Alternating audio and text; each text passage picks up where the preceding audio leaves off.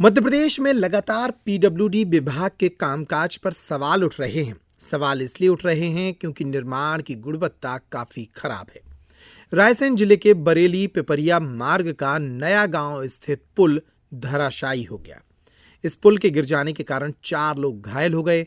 घायलों का प्राथमिक उपचार बरेली सिविल अस्पताल में कराया गया और इसके बाद इन्हें भोपाल रेफर किया गया।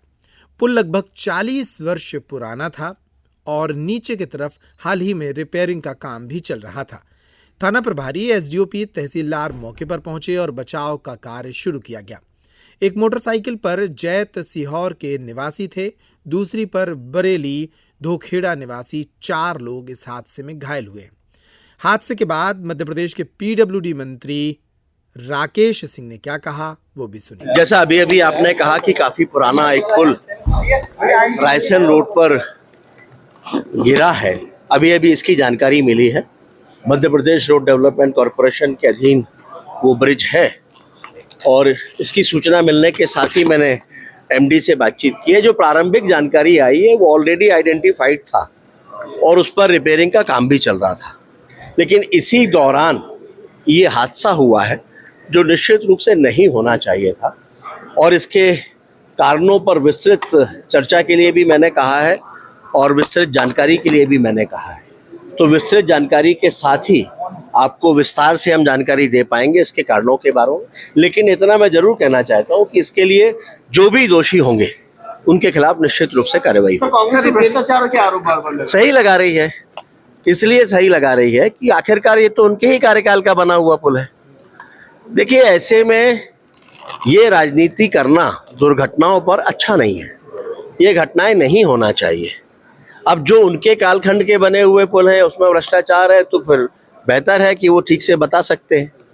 लेकिन आज हमारी कोशिश है, एक तरह से ये कोशिश चल रही है कि ऐसी उन सभी चीज़ों को रोका जाए जिनके कारण से दुर्घटनाएं होती हैं, जिनके कारण से गुणवत्ता से समझौते होते हैं।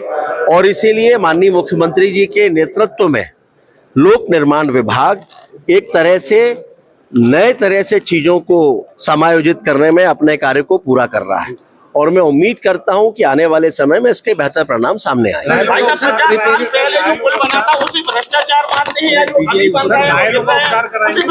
देखिए, अभी जो लोग हैं उनको, जो घायल हुए थे, उनको एम्स में शिफ्ट किया गया है और उनके इलाज की पूरी व्यवस्था भी की जा रही है।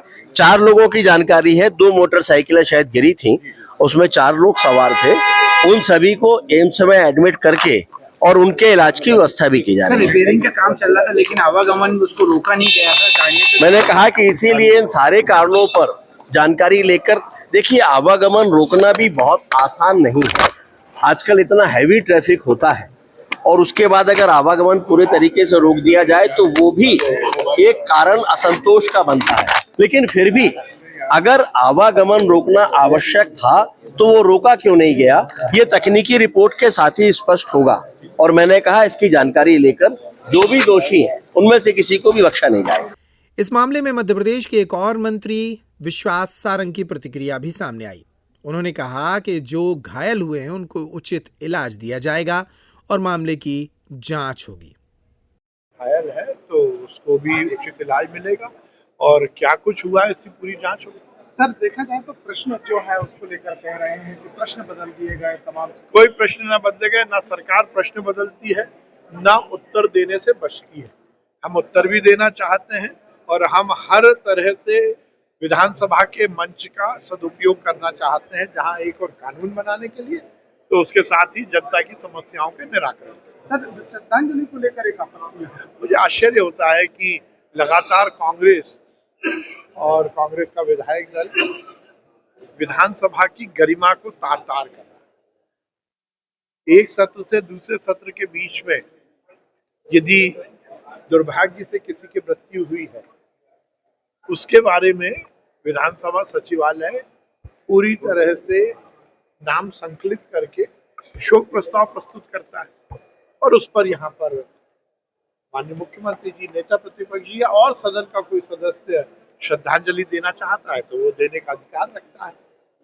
अब उसमें भी राजनीति करना, तो आप जिनकी मृत्यु हुई है और जिनका जिक्र है उनका अपमान कर रहे हैं।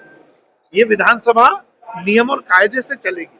हाँ, यदि आपको लगता है कि कोई नाम छूट गया, कोई घटना छूट गई, तो उसका आप जिक्र कर सकते हैं, परंतु इल्जाम लगाना कि जानबूझ के छोड़ा गया और उस विषय पर उस बीच में भाषण देना, तो ये ध्यानाकर्षण नहीं चल रहा। ये कोई किसी विषय पर बहस नहीं हो रही, ये शोक प्रस्ताव है। मुझे लगता है इसकी गरिमा का ध्यान रखा जाना चाहिए। छतरपुर का रावत स्टोर इस वैवाहिक सीजन पर लेकर आया है ऑफर्स की भरमार। ब्रांडेड बर्तनों के साथ साथ ढेर सारे उपहार। अमेरिकन टूरिस्टर, सफारी, वीआईपी जैसी ब्रांडेड कंपनियों के बैग्स पर पाएं 50 से 80% तक का डिस्काउंट। 3 पीस का ट्रॉली बैग सिर्फ 5,500 रुपए में। 101 पीस से लेकर 151 पीस तक के दुल्हन किचन सेट की विशाल रेंज ऑफर्स रेट पर उपलब्ध है।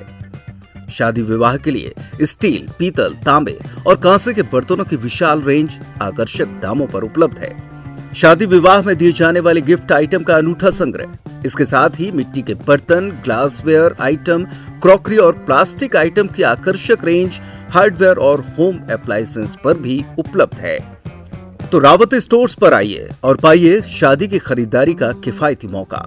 फ्री होम डिलीवरी भी उपलब्ध है।